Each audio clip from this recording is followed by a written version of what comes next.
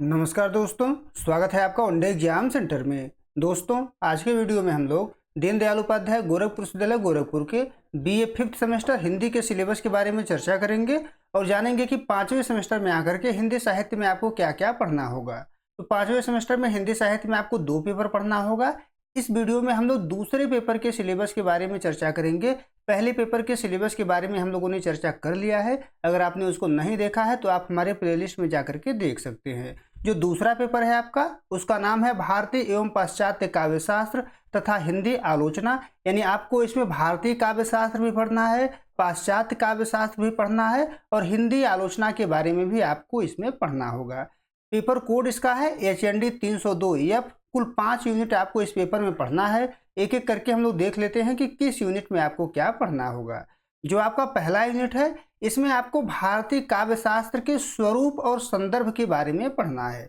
इसमें सबसे पहले आप काव्य लक्षण के बारे में पढ़ेंगे कि काव्य लक्षण होता क्या है और जो विभिन्न आचार्य हैं वो कविता को किस प्रकार से परिभाषित किए हुए हैं, इसके बारे में आप पढ़ेंगे।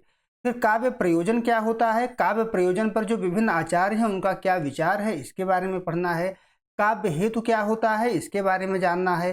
काव्य गुण किसको कहते हैं, काव्य दोष किसको कहते हैं, ये कितने प्रकार के होते हैं, इसके बारे में आपको पहले यूनिट में पढ़ना होगा। अब दूसरा यूनिट देख लेते हैं।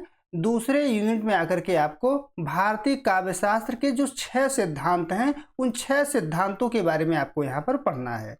सबसे पहले आपको पढ़ना है रस सिद्धांत। इसके बारे में आप जानेंगे कि रस सिद्धांत किसके द्वारा दिया गया है, उनका क्या मत है, इस पर कौन कौन से इसके समर्थक आचार्य हैं और उन आचार्यों के क्या इस पर विचार हैं, इसके बारे में आपको पढ़ना होगा।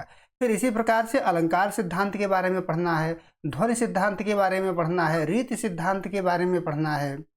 इसके अलावा वक्रोक्ति सिद्धांत के बारे में पढ़ना है, औचित्य सिद्धांत के बारे में पढ़ना है। ये जो 6 सिद्धांत हैं, इन सभी सिद्धांतों के बारे में आप विस्तार से पढ़ेंगे। इसके प्रतिपादक कौन है, इसकी विशेषताएं क्या हैं, जो इसके समर्थक आचार्य हैं उनका इस पर क्या मत है, इसके बारे में हम लोग विस्तार से पढ़ेंगे। अब तीसरा यूनिट देख लेते हैं। जो आपका तीसरा यूनिट है, इसमें आपको पाश्चात्य काव्यशास्त्र चिंतक एवं सिद्धांत, यानी पाश्चात्य काव्यशास्त्र के जो चिंतक है उनके बारे में पढ़ना है और उनके द्वारा जो सिद्धांत दिए गए हैं उनके सिद्धांतों के बारे में आपको पढ़ना है। इसमें सबसे पहले आप प्लेटो और अरस्तू को पढ़ेंगे। इनके द्वारा जो अनुकरण सिद्धांत दिया गया है, इस सिद्धांत के बारे में आपको पढ़ना होगा।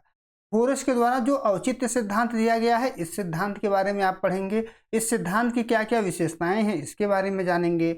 लोंजाइनस का जो उदात्त सिद्धांत है, इसके बारे में आप पढ़ेंगे। आपको बता दें कि जितना टॉपिक आपके सिलेबस में दिया हुआ है, सब पर पहले से ही मैं वीडियो बना चुका हूं।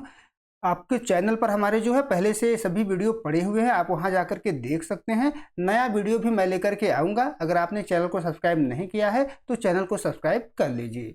चौथा यूनिट देख लेते हैं। चौथे यूनिट में आकर के आपको पाश्चात्य काव्य शास्त्र के जो वाद हैं और जो मान्यताएं हैं, इन मान्यताओं के बारे में आपको पढ़ना है। इसमें सबसे पहले आपको शास्त्रवाद के बारे में जानना है कि शास्त्रवाद है क्या, क्या इसकी विशेषताएं हैं, कब इसकी शुरुआत हुई। फिर नवशास्त्रवाद क्या है, इसकी क्या मान्यताएं हैं, इसकी कब शुरुआत हुई। उसी प्रकार से स्वच्छंदतावाद किसके कहते हैं, इसकी क्या क्या विशेषताएं हैं। यथार्थवाद क्या होता है, इसकी क्या विशेषताएं हैं। रूपवाद किसको कहा जाता है, इसकी क्या विशेषता है। नई समीक्षा किसको कहते हैं, इसकी क्या विशेषता है और ये सभी कब शुरू हुए, इसके बारे में भी आपको जानना होगा। अब पांचवा यूनिट देख लेते हैं, अंतिम यूनिट है। इसमें आपको हिंदी आलोचना के बारे में पढ़ना है, हिंदी आलोचना के इतिहास के बारे में जानना है, हिंदी आलोचना की पद्धतियों के बारे में भी आपको इसमें जानना होगा। सबसे पहले आप इसमें पढ़ेंगे हिंदी आलोचना का उद्भव एवं विकास, यानी हिंदी आलोचना का उद्भव कब हुआ और किस प्रकार से विकसित होते हुए वह आज की अवस्था में पहुंचा हुआ है, इसके बारे में आप 5वें यूनिट में पढ़ेंगे। और हिंदी के जो प्रमुख आलोचक हैं उनको भी आपको इसमें पढ़ना है। जैसे रामचंद्र शुक्ल हो गए, आचार्य हजारी प्रसाद द्विवेदी हैं, नंदुलारे वाजपेयी हैं, रामविलास शर्मा हैं, नामवर सिंह हैं। ये जो आलोचक हैं ये आपके सिलेबस में लगे हुए हैं, इनके बारे में आपको पढ़ना है। इनका सैद्धांतिक आलोचना क्या है, व्यवहारिक आलोचना क्या है, इन दोनों के बारे में आपको विस्तार से पढ़ना होगा।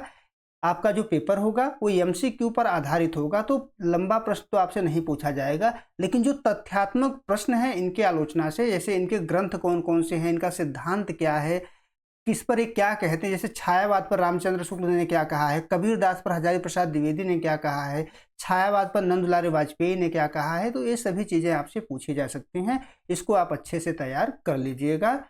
अगर आपको किसी टॉपिक पर वीडियो चाहिए इससे संबंधित, तो आप हमारे व्हाट्सएप नंबर 8307386616 पर व्हाट्सएप कर सकते हैं कि सर इस टॉपिक को हमारे समझ में नहीं आ रहा है, इस पर हमको वीडियो बना दीजिए। तो आपके लिए मैं वीडियो लेकर के आऊँगा। बहुत बहुत धन्यवाद।